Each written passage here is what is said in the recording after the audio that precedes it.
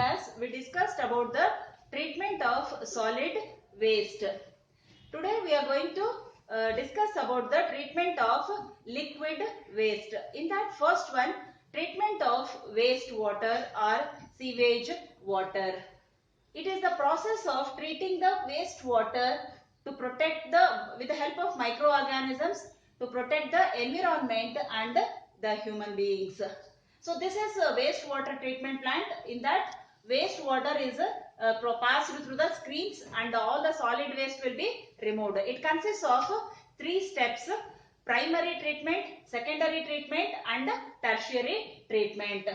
When the wastewater is passed through screens and drip chamber, all the solid waste will be removed and chlorine will be passed to kill the bacteria and virus.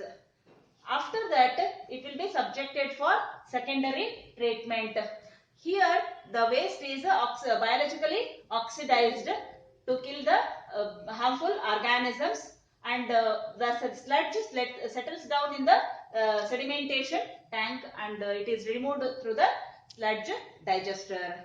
In tertiary treatment, pathogens are removed by the ultraviolet radiations, and iron salts are added to remove the phosphates and nitrates, as it prevents the water from eutrophication.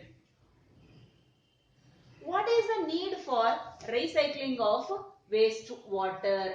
It decreases the discharge of waste into the water bodies and prevents the aquatic pollution, water pollution. It conserves and reduces the use of potable water. It provides environmental benefits and decreases the diversion of water from the sensitive ecosystems.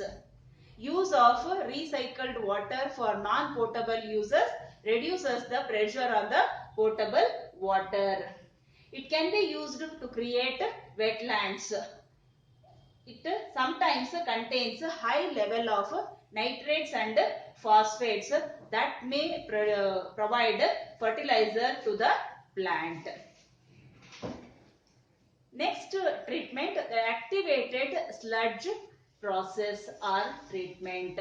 It is a biochemical process mainly used for the industrial waste and sewage waste. It will be oxidized by using oxygen or microorganisms to remove the pollutants. After the oxidation of the waste, it will produce a sludge or flock that will be containing the oxidized material, and that will be removed through the sludge digester. So it consists of two parts: an aeration tank where air is injected through the waste water and it is mixed with the waste water to oxidize the organic pollutants. After it will be oxidized, it will be passed through the settling tank or clarifier. In this, the waste sludge is oxidized once again, and after the recycling, it will be sent to the aeration tank.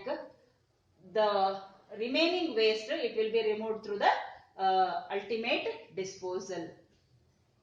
So this is activated sludge process. When the raw wastewater is sent to the aeration tank, it will be oxidized, and afterwards it will be sent to the clarifier or settler. Once again it is recycled, and the ultimate waste sludge, it will be disposed. Remaining organic waste, that will be sent to the aeration tank once again. End of pipe treatment. This is very important process. End of pipe treatment. It is an approach to pollution control system. It is an approach to pollution control system which concentrates upon the effluent treatment or filtration prior to discharge into the environment, rather than making changes in the process, and that gives rise to the wastewater. So this definition, it is very, very important. You should not miss one single word because that will change the meaning of the complete definition. Okay. So it is an approach to pollution control system which concentrate upon the effluent treatment and or filtration prior to discharge into the environment rather than making the change in the process that gives rise to the waste water. So what are the advantages of end of the pipe treatment? So it ensures that there are no chemicals in the water, in the waste water that has been discharged into the water bodies. Recycling is one of the preferred end of pipe treatment. Disadvantage. Even though this method is properly used, but we cannot say remove the pathogenic substances from this treatment. The last part, that is Basel Convention. It is an international organization for the controlling the transboundary movement of hazardous waste. Basel Convention, it is an international organization established to control the transboundary movement of the hazardous waste. It was started on March 22nd, 1989. Basel, it is in Switzerland. By the it was signed. This agreement was signed by the diplomats of different countries. Nearly 180 countries diplomats have signed this convention. The main objective of this Basel Convention is to protect human health and the environment against the adverse effects of hazardous waste. What are the aims and provisions of Basel Convention? The reduction of hazardous waste and promoting the environmentally sound management for the hazardous waste. Prohibition of trade of hazardous waste between the two parties of convention and non-convention. Minimizing the transboundary movement of hazardous waste. The movement of the waste should be allowed where the exporting country does not have the facility to dispose the waste. Ensuring that the right to ban the import of hazardous waste. Unmanageable waste. What kind of waste we will consider it as unmanageable waste? Leaching of toxins from the agricultural fields or lands. Leaching of toxins from the agricultural fields. That is because you cannot control that, and you cannot easily detect the leaching of agricultural fields. Pesticides, fertilizers, and even chemicals when they pollute the water bodies due to runoff of agricultural waste. So that is also considered as unmanageable waste. Biomedical waste. Biomedical waste are also unmanageable. And commercial livestock and poultry farms pollute the surface water and both groundwater also. Radioactive waste used for the treatment of cancer or X-ray films. So that is also unmanageable waste. Disposal of expired medicines like capsules and pills, etc. It is also unmanageable waste. By leaching, fertilizers reach the water bodies or lands that will pollute the pond and lake. It causes the damage to the aquatic life. And disposal of fly ash, if it is not properly done, it will affect more damage to the environment and human beings. So especially even municipalities also, they will use incinerators to burn the waste. So burning of garbage, especially in the atmosphere, it emits the gases like carbon dioxide, sulfur dioxide, nitrogen dioxide, and even particulate matter and fly ash. So that will be more problem to dispose it. Especially particulate matter, it causes more respiratory related diseases. And the amount of carbon dioxide in the atmosphere, it causes global warming. and especially municipal incinerators are responsible for the more release of sulfur dioxide, which causes acid rain, and it affects both aquatic and land or soil. Especially combustion of incinerator, it releases some harmful chemicals like dioxins and polyaromatic hydrocarbons.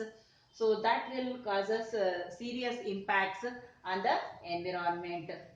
So burning of paper, biomass, wood produces nitrogen dioxide into the atmosphere, which reacts with water vapor present in the atmosphere, and it also forms acid rain. So what are the methods in which we can reuse the waste in our daily life? So the cans, jars and boxes can be used or crafted to make a stationery holder, spoon holder, or to keep the sewing kit. And newspaper can be used for the covering the books as a project folders and paper bags, etc.